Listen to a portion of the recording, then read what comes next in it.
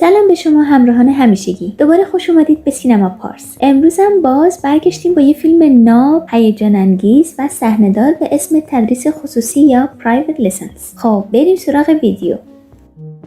شروع فیلم دو تا دوست به اسمای فیلی و شرمن رو بهمون نشون میده که جفتشون 15 سالشونه و دارن مخفیانه مهمونی سال‌آخریه دبستان رو تو حیاط بغلی دید میزنه. خواهر شرمن که اسمش جویس هم توی مهمونیه و دوست پسرش اونو هول میده توی استخر پر از آب. جویس میره حمام تا لباسای خیسش رو عوض کنه. فیلی و شرمن هم قایم میشن تا بدن لخت جویس رو موقع عوض کردن لباساش دید بزنن. تو همین لحظه معلمشون مچشون رو میگیره و به فیلی میگه که طبیعیه تو این سن به همچین چیزایی کنجکاو باشه و بهش میگه که اون باید با دختره همسن خودش دوست بشه، ولی فیلی به دختره بزرگتر از خودش علاقه داره. پدر فیلی توی تجارت پردرآمد سهیمه، به خاطر همین تو خونه‌اش یه عالمه خدم و حشم مشغول به کارن. یه روز فیلی متوجه میشه که باباش یه خدمتگار جدید استخدام کرده. روز بعد پدرش به خاطر تجارت به بیرون از شهر سفر میکنه و به راننده‌اش که اسمش لیستر سفارش میکنه که مراقب فیلی باشه، ولی اون از فیلی اصلاً خوشش نمیاد. همون روز ملو با فیلی تو حیاط خونه همنشین میشه و شروع میکنه به صحبت کردن باهاش و ازش میپرسه که خدمتکارا شبا واسه سرگرمی چیکار میکنن. فیلی به جوابش میگه که به جز اون همه خدمتکارا پیرن و حرف زدن باهاشون زیاد خوش نمیگذره. فیلی به پاهای ملو چشم چرونی میکنه. ملو هم که متوجه میشه شروع میکنه و سر به سرش میذاره. فیلی انگار یکم خجالت زده میشه و اونجا رو ترک میکنه. بعدش ملو واسه یه سری کار با لیستر میره بیرون و فیلی فرصت طلب هم به محض رفتنشون میره سراغ اتاق ملو و لباسای زیرش رو حسابی زیر و رو میکنه. تو این صحنه یه جورایی میفهمیم که لیستر و ملو دارن واسه فیلی نقشه میریزن و لیستر از ملو میخواد که با فیلی نزدیکی کنه تا موقعی که پدرش از سفر برمیگرده. ملو از این کار خوشش نمیاد، ولی لیستر در مورد یه چیزی از ملو اخاذی میکنه و مجبورش میکنه که کاری رو که ازش میخواد انجام بده. شب همون روز فیلی با دوست شرمن سعی میکنه تا ملو رو موقع عوض کردن لباساش دید بزنه، ولی ملو اونا رو میبینه و چراغا رو خاموش میکنه. فیلی چندین بار همین کارو تکرار میکنه و مدام مثل پروانه دور و بر ملو میچرخه و کم کم موفق میشه تا بهش نزدیک بشه. روز بعدش که بازم سعی میکنه اتاق ملو رو دید بزنه،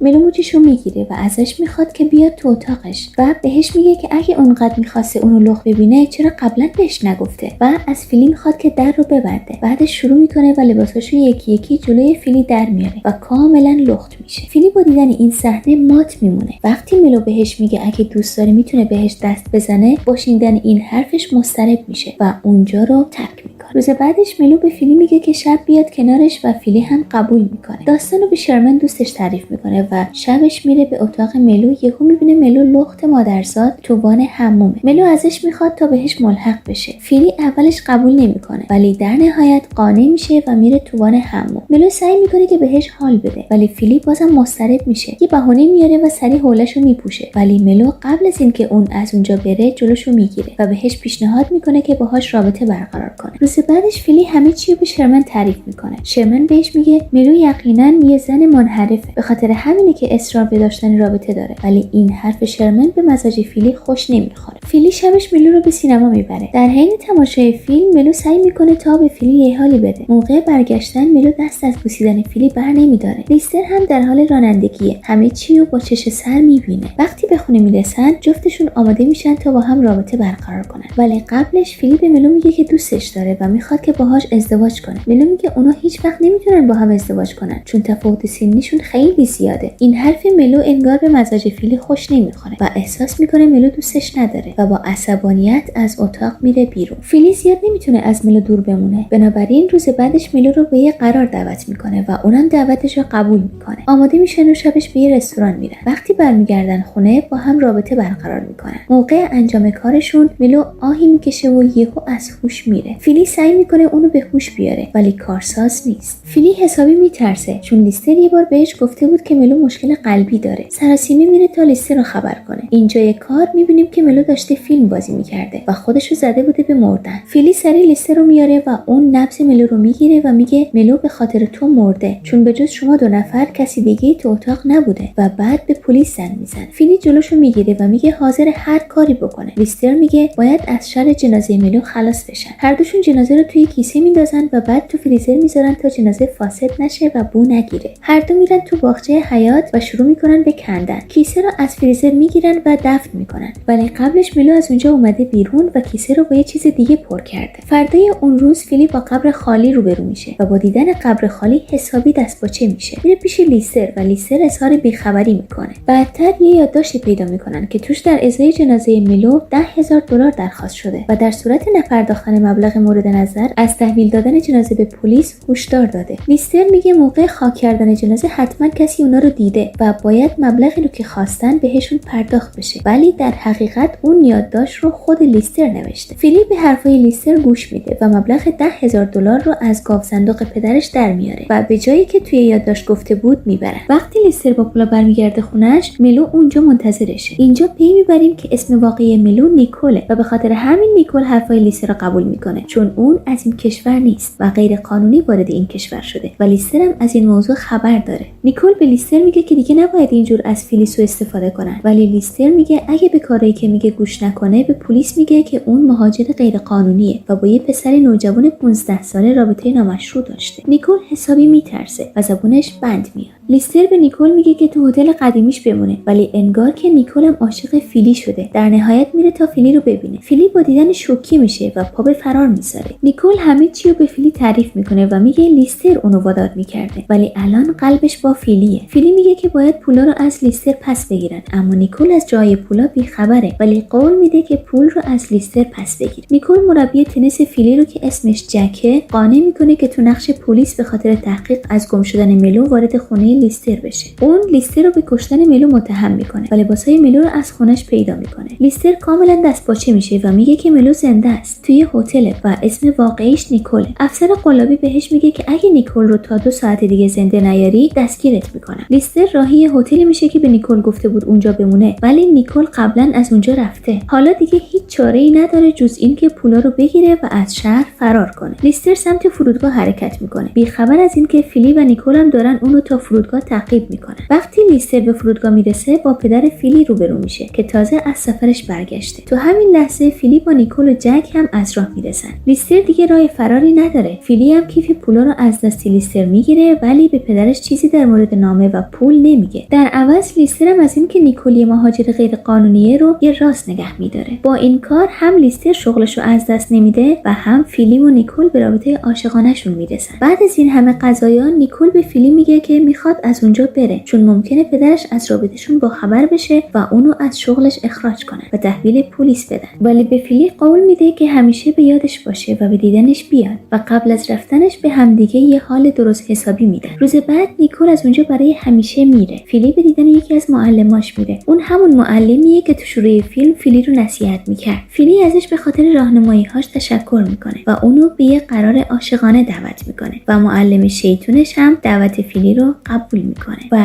در اینجا فیلم به پایان میرسه. خب دوستان، امیدوارم از دیدن فیلم The Private Lessons یا تدریس خصوصی لذت برده باشید. مثل همیشه نظراتتون رو تو کامنت ها برام بنویسید. تا ویدیوی بعدی، وقت بخیر.